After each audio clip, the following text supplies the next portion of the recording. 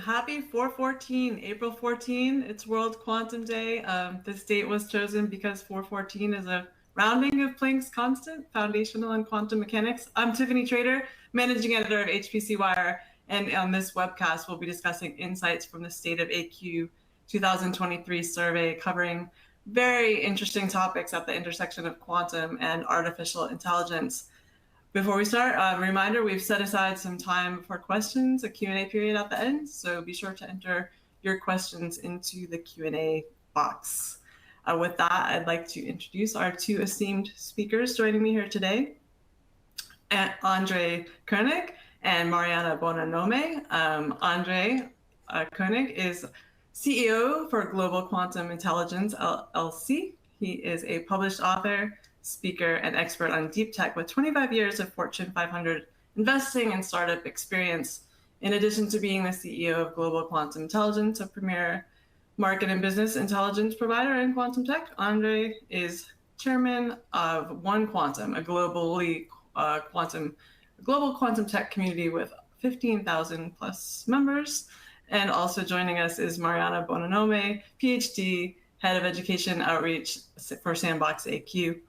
Prior to joining SandboxAQ, Marianna was an associate professor of applied mathematics and computer science at the New York City College of Technology, CUNY.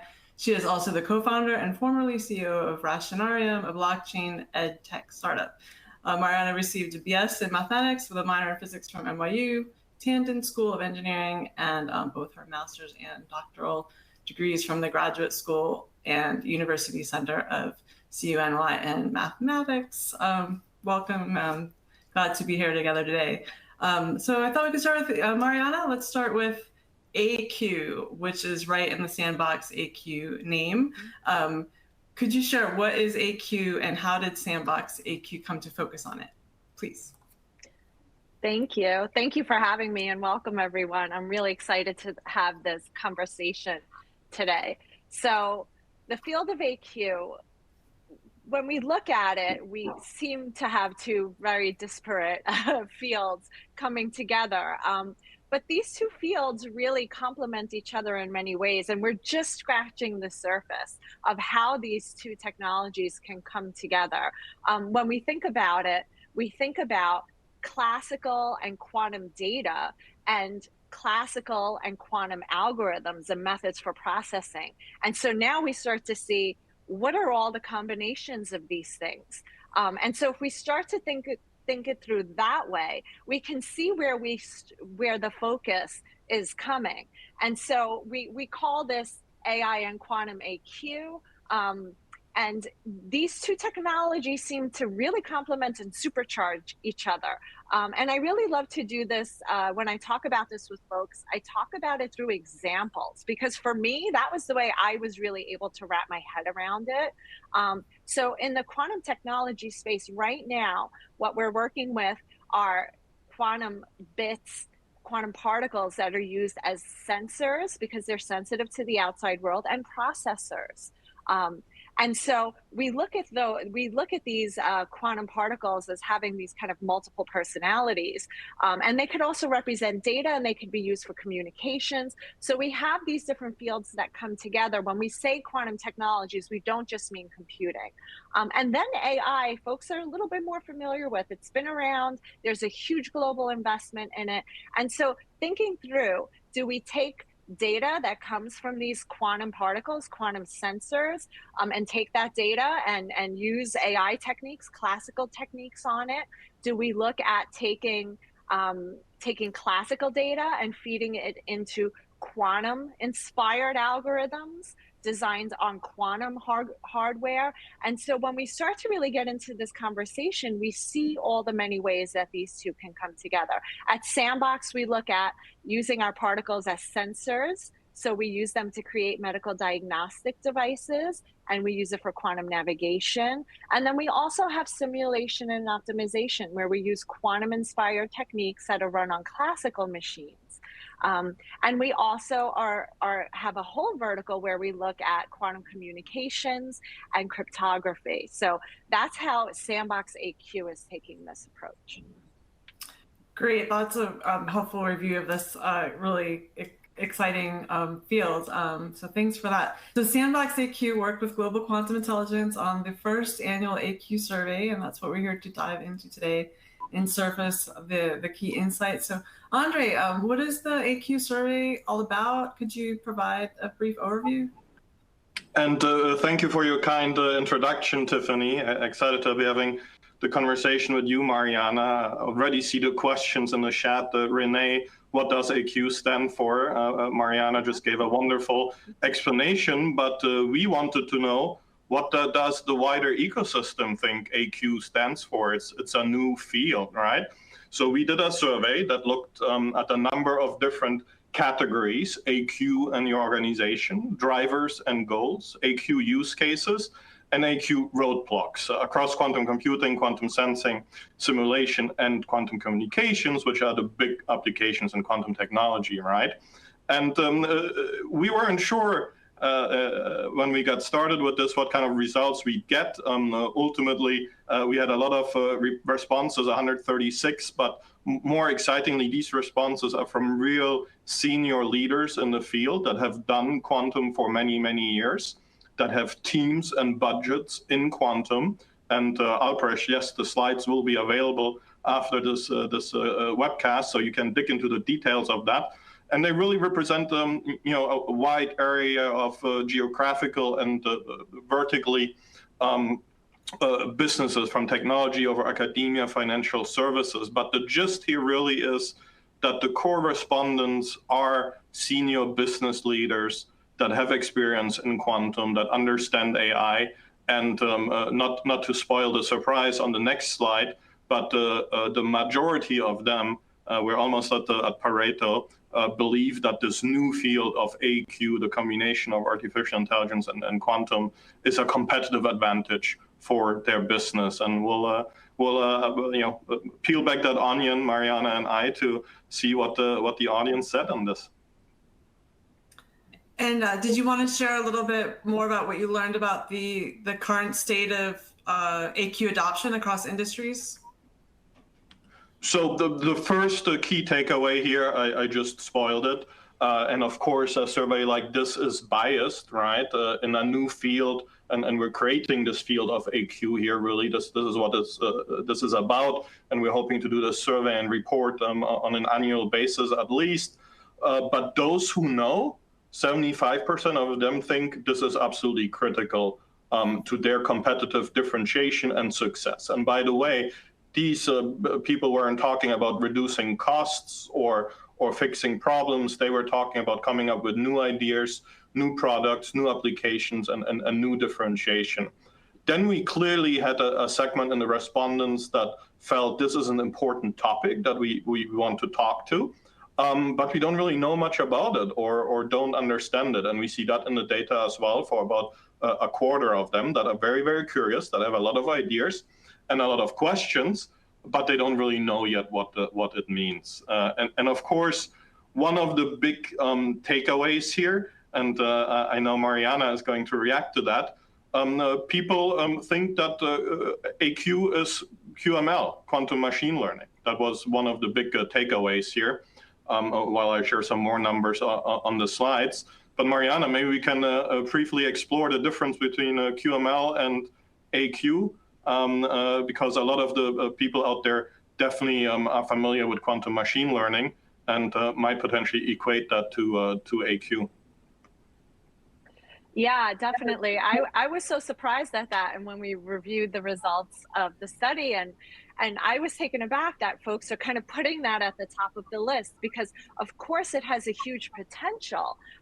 But, then I started to question, in terms of education, do folks really understand what they mean when they say QML? It's an easy kind of acronym to throw out there, but we have to kind of pull that apart. So again, I hinted at this earlier, where we can kind of think of this in terms of data and algorithms: the classical and the quantum data, the classical and the quantum algorithms. So now we have these categories: CC, classical data, classical algorithms; QC, quantum data, classical algorithms; CQ, and QQ, right? So you can kind of see, okay, so if you look at it in a grid, so for the past 60 years or more, we've been firmly in the CC space, right? Classical data, classical algorithms. And we're doing amazing things, right? We have CPUs, GPUs, TPUs, and so on. But then now you can start to think about, well, what if we nudge? What if we go into different parts of it? What if we start looking at quantum data, classical algorithms? So when we start to talk about QML and thinking of it as being built on these two concepts, the quantum data and then the hybrid quantum classical algorithms, these use what we call NISQ processors. So what are NISQ processors? So when we say NISQ, this was coined by John Preskill in 2018. So we're in the noisy intermediate scale quantum era, where the processors are sensitive to the outside world. They don't have long kind of run times before the system collapses. They're maybe on the order of a couple hundred qubits, right? So these are kind of we don't have continuous error correction in them. So that's where we're working right now. And so when we look at QML, we're looking to see what we can do with this quantum data and this hybrid classical model running on these processors that we have available today. And so we have promising results and we're going in the right direction, but there's still work to be done here. So the message is that the AQ actually is way more than just QML, and you don't necessarily need quantum hardware for that, but that quantum hardware could be something different than a computer. It could be a sensor or a network, for example. And we'll see this in the data. Back to your question, Tiffany, what the audience looks like. And I'd be curious in your feedback if this is positively or negatively surprising. 10% of the respondents say they actually have an AQ application in production in their enterprise. To me, that is surprising. I don't think we typically see that in quantum, where commercial adoption is still a little slower than that. And over a third said that they have POCs. Then, of course, again, a quarter non-applicable. They haven't done anything because they haven't exported this field yet. But you also see, and somebody in the comments guessed this right, healthcare is also on this chart, but financial services, government, and the technology sector in general are kind of the early adopters here when it comes to these quantum technologies. Is this good progress? Are we, within what we expected, or a little bit behind? What do you think? If you're asking, I think it looks good. I think the same thing with the 10%. But in production, so maybe a little surprising at first, but then you step back and you think it's AQ, right? It's not just the QC. So it's these other fields that you're talking about, the sensing, cybersecurity, a little bit or more mature on the sensing side and a little bit more ready. So, and then there's another slide that does match, what your intuition would be about. I mean, we'll get not to spoil that slide, but the R&D, not surprisingly, right, was by far the most investment was going into R&D. So I think this is strong. It's good to see, and I think it checks the intuition. What do you think, Marianna? Yeah, definitely. It's really exciting to see. I was surprised by that 10%. I was like, that's higher than I thought we would be, because it feels like a lot of what's happening is very much R&D driven and focused, and that those kind of enterprise ready products will be emerging. There's some, and we have some ourselves, but there's a lot that is like kind of mid-flight right now. So that was really exciting to see that number. So when we look where our respondents are investing when it comes to quantum or artificial intelligence, computing, of course, continues to steal the show, right? And I just came back from 2 conferences the last 10 years. I actually was surprised. Did I say the last 2 years? The last couple days, the jet lag.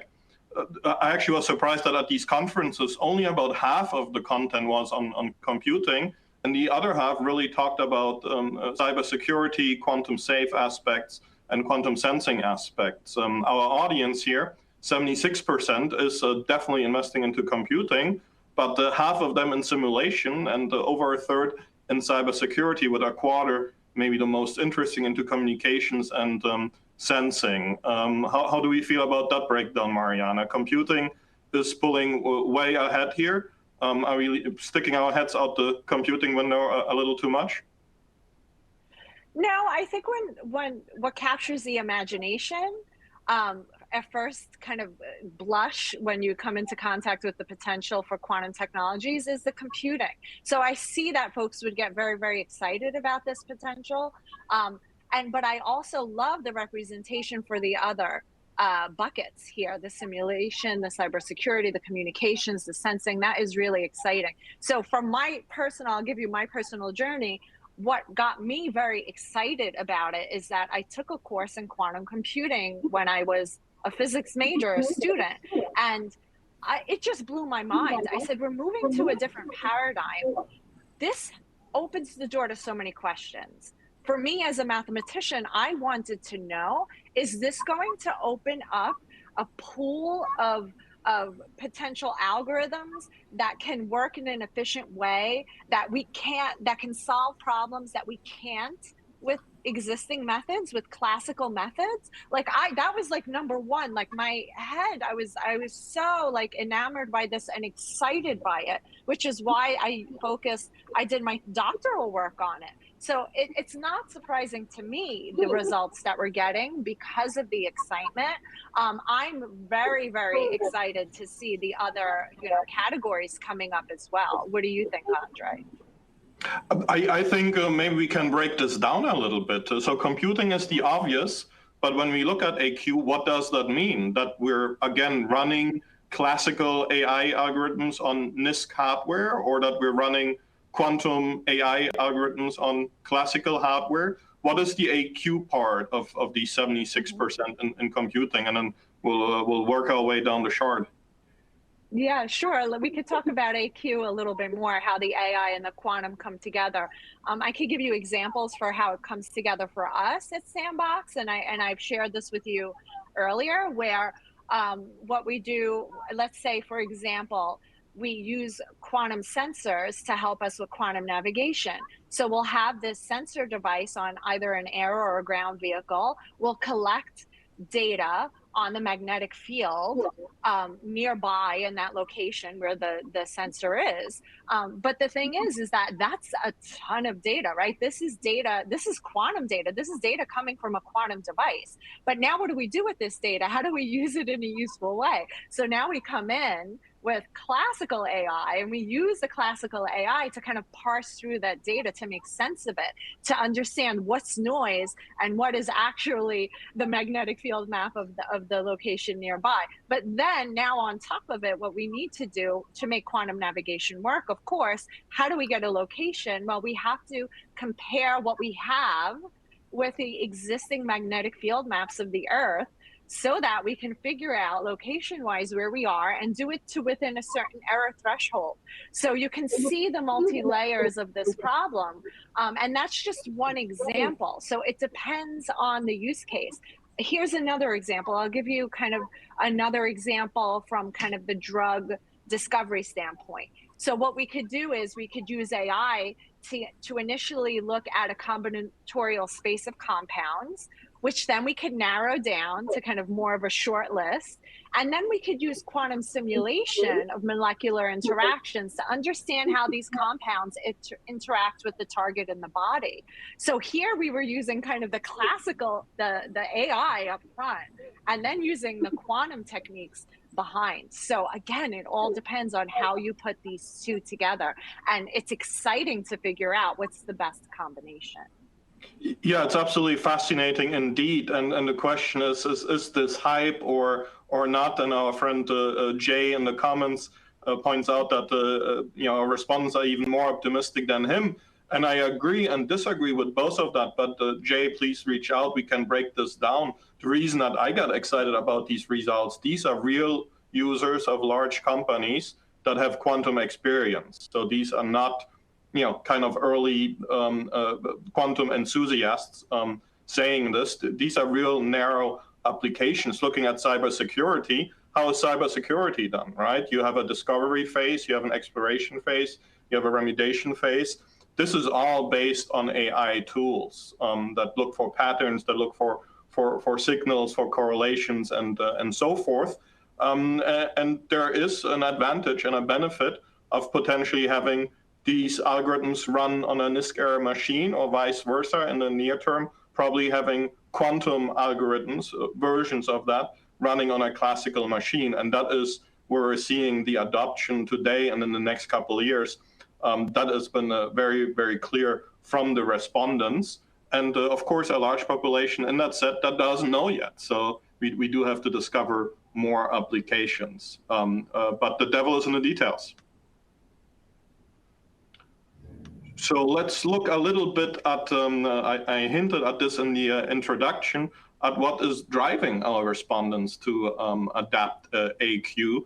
And usually when you do surveys like this, it's all about saving costs and resources and being more efficient. And that really wasn't the case here, which is very, very interesting to see. And I certainly always have this fear that quantum becomes an incremental improvement of something classical. But our respondents said, now we're looking for new business opportunities. For us, this is critical to drive competitive differentiation and help us increase revenue. What do you see maybe in the market, Tiffany, and Marianna, what do you hear from clients? I'll let you take it first, Tiffany.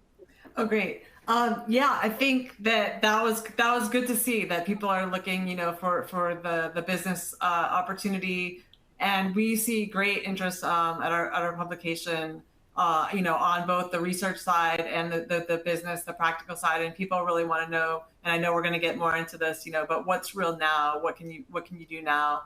As opposed to just the theoretical things. And I know at SandboxAQ you do have involved in a lot of POCs, and there's a lot of potential, like on the sensing, the SNO side, as we wait for the QC side to mature further. And I know, Marianna, you shared some interesting thoughts on that topic.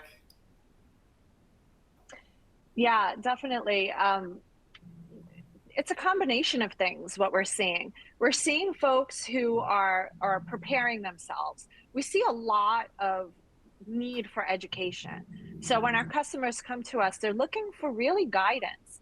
They're looking for guidance so that they could very closely examine their potential use cases and think through where to put their resources. So I'll give you an example from one kind of financial services customer.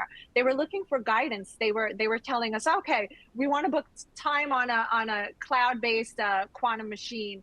We want access.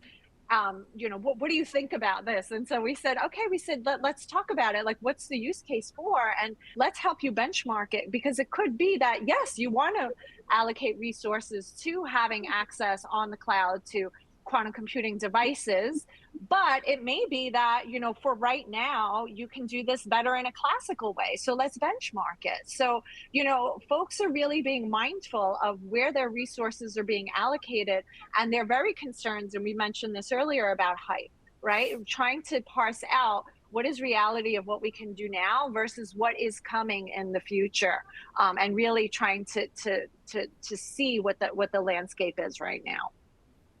And I'm very distracted by the Q&A, some really great questions here. Giorgio's is suggesting that AQ might be able to be used for predictive maintenance and failure prediction in aircraft.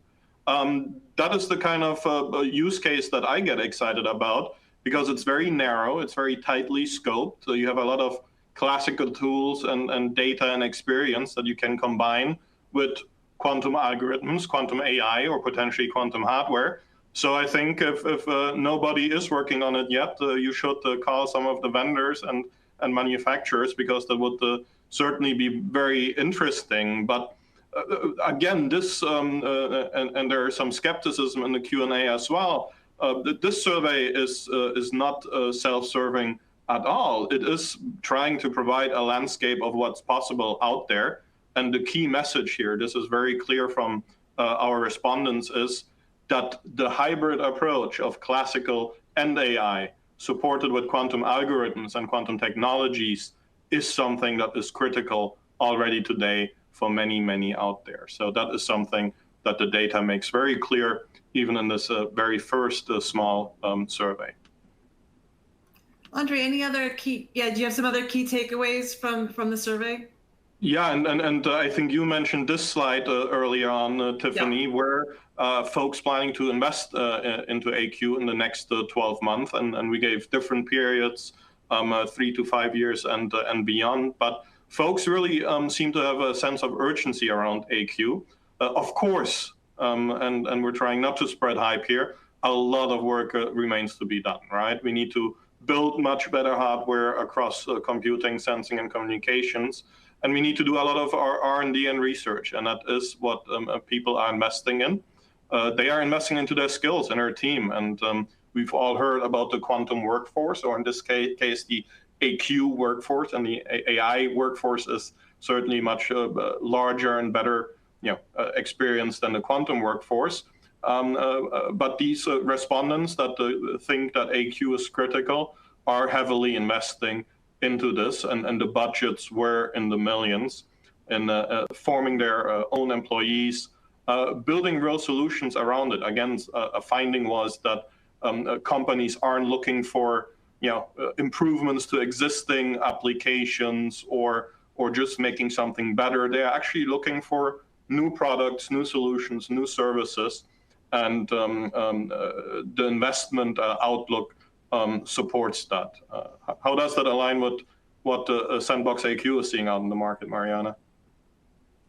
Definitely aligns, very much so. Folks are investing in research and development, and that is how we're working towards these enterprise-ready products with this R&D right now. So it's still early stages for a lot of these enterprise-level products, but the R&D is super, super promising, and we're in the process of refining, iterating, and refining. What I'm seeing very much because of my job, I really am focusing on co-leading the education vertical at Sandbox. But what's so important is that we are threaded throughout the entire company, because the perspective at Sandbox is that we should all be constantly upskilling, because the field is changing so rapidly. Any level of knowledge we have right now in 3 years will be stale. So all of us have a learning plan. Everyone, even our CEO, Jack Hibbery, has a learning plan. We're constantly upskilling on the job. So we have internal resources, but also our focus is outside. How do we help others do the same? And that's why we're focusing so much effort to align with other industry partners, but also academic institutions and governments, to really bring this workforce development to the level where we need it, because we have these job openings right now, and we will have an increased need for these quantum engineers and quantum aware folks in adjacent field to fill these positions. So this is super, super important. Great topic. We're going to jump over to see your great questions coming in through the Q&A chat. We're going to jump over to those and focus in just a second. But yeah, I thought Andre might have one or two more slides. One last slide, and but Jay is asking, what are great resources to learn about AQ? HPCwire, call Tiffany, call Marianna, call GQI if you want. But we have the details, and yes, the survey and the recording will be shared for everybody in attendance. Of course, not everything is rosy, right? We're not trying to paint an overly hyped picture here. And many respondents issued some concerns when it comes to AQ, and that is the same across quantum. Of course, the maturity of the field, right? And almost half of respondents cited that as a hurdle. The complexity of the topic, and Marianna, you said it, quantum is so exciting, right? But it is pretty difficult, and you do need a budget for it to reskill your folks, to build the teams, to work with partners, and then of course, while there are some very specific use cases, and again, Georgios, I like the aircraft stuff.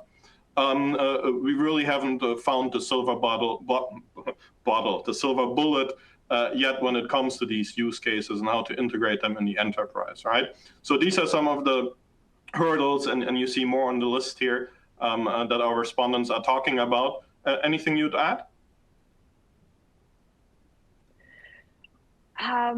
Yeah, I mean, we could have a whole separate conversation on the education and the upskilling and all the challenges. And so, definitely we can talk more about that, but also maybe we want to take some of the questions. What do you all think? Yeah, let's jump to question. Yeah, I see an important one right here that I think you can. Okay. I'll answer and then we can go to those key recommendations. All right, so this is from Arthur Lobo for Marianna.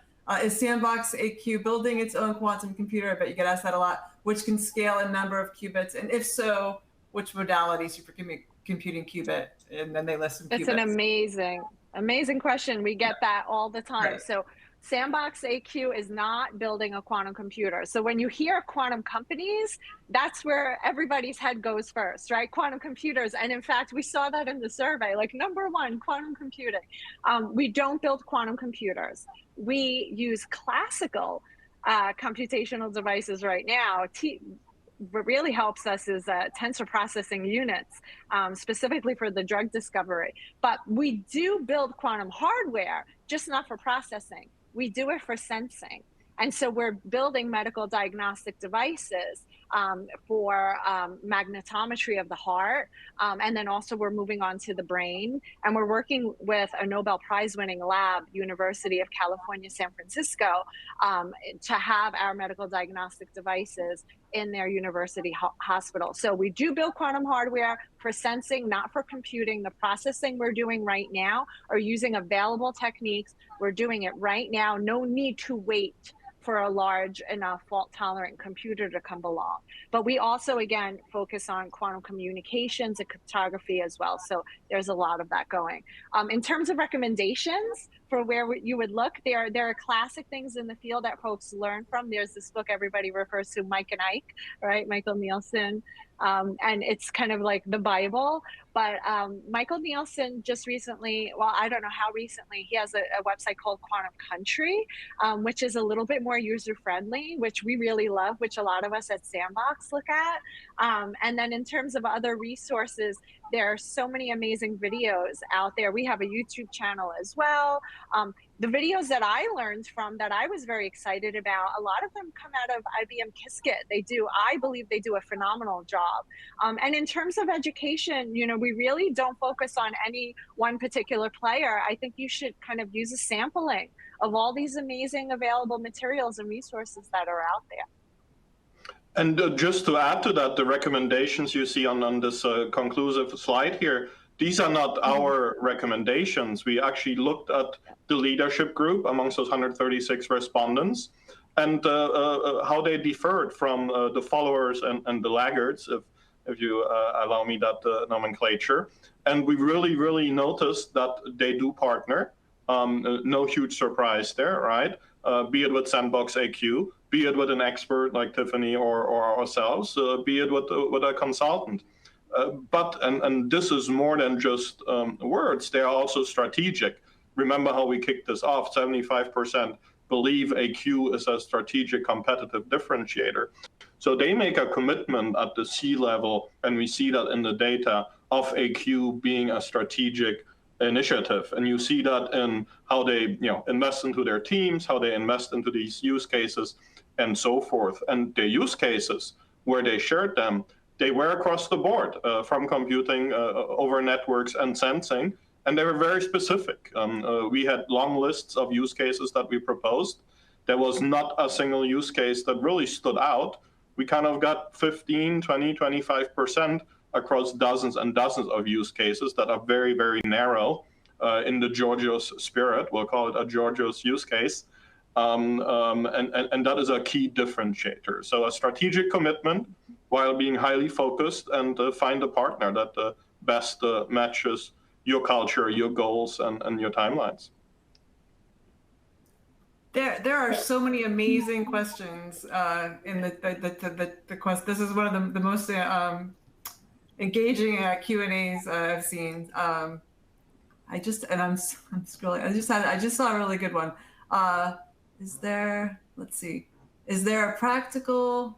There's so many good questions. Is there a practical mismatch between quantum tech and conventional computing?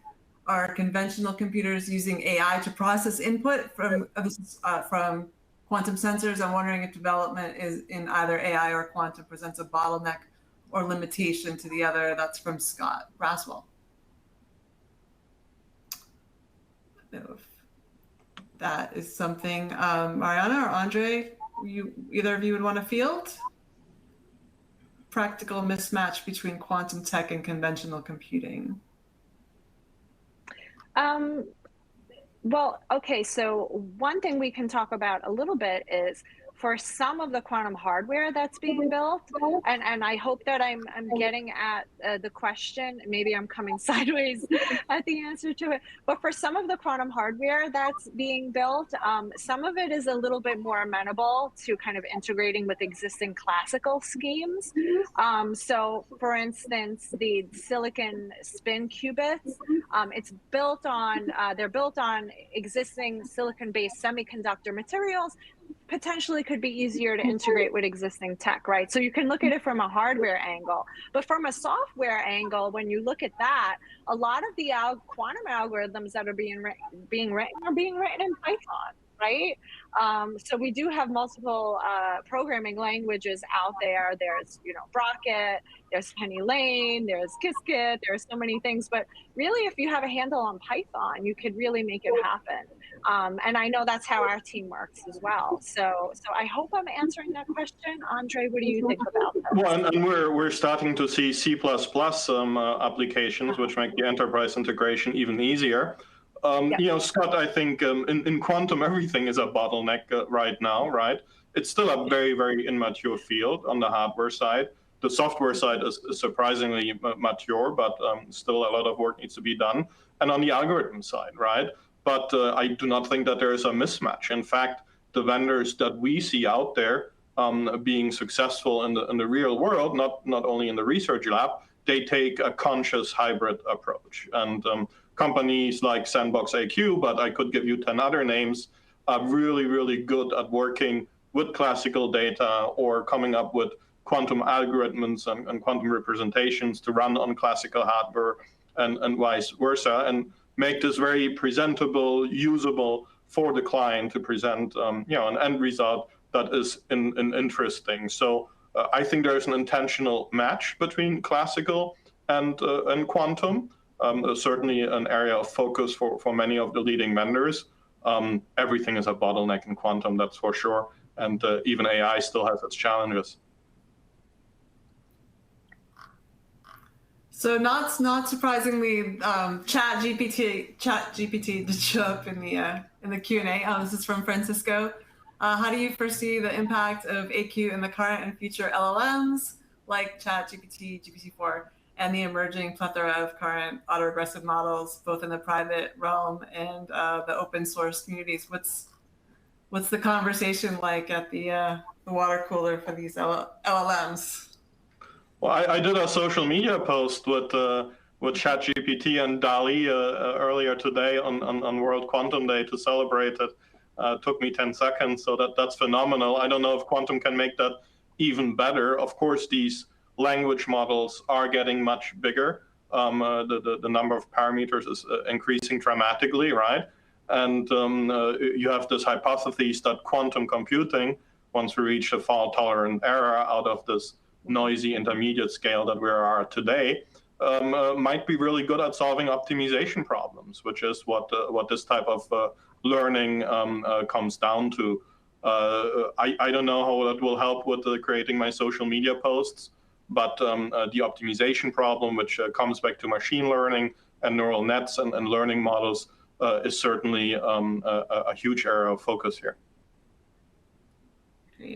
Absolutely. There's a lot of excitement there to supercharge it. There are tons of papers coming out day by day on, looking at the promise for deep learning to improve deep learning with quantum, quantum machine learning techniques, looking at the quantum neural nets, as Andre mentioned. There's so much promise there, and there's a heavy area of research. And here's one for you, Marianna, right up your alley as the head of education outreach. What a good and important title, a field. Let's see, from Brian, as a soon-to-be graduate with a master's degree in computer science, what recommendations do you have for getting in the door at companies to help move the ideas and concepts closer to reality? That's amazing. Congratulations, Brian. That's super exciting. I guess what I would do if I were you, if you want to go, if you know for sure you want to go into the quantum space, I would work on some either upskilling or maybe look at some of the amazing master's degree programs that are available in the US and abroad as well. You don't say where you are, but there are so many amazing programs in quantum information science and technology. And I think that, you know, having just some courses in, say, quantum mechanics, and then learning a little bit about quantum information science, and really using your existing coding skills and building on them to do some coding for quantum algorithms, learning about, you know, complexity theory and what the potential is for certain quantum algorithms. The world is really your oyster. There's not really too much that you need to do. I would recommend adding in these bits and pieces. Another way you can go about it is just try to jump right in and get an internship. Like, I'll give you an example at Sandbox.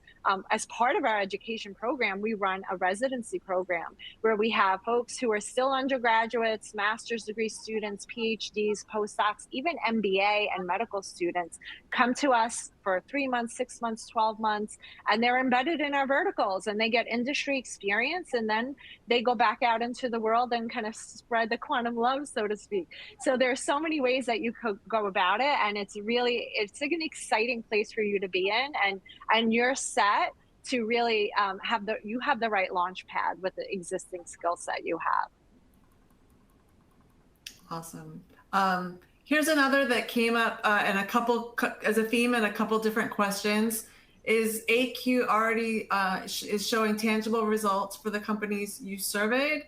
And this one from Rabea, do you happen to know what kind of AQ use cases are in production? Maybe start with Andre, and then you're going to get a lot of detail and answers on that type of question in the report that will be sent out after this webcast. And you know, feel free to reach out to any of us for more detail. But yes, remember this number: 10% of respondents have this in production, which means they're seeing real benefit of it, right? And this is going to be in fields like cybersecurity and sensing, where AI has very, very mature applications, and we're able to see, you know, advantage by bringing quantum math and algorithm and software to it. So we absolutely do see that. Great. Well, we're coming up on that time. Are there any final comments or highlights from either of you?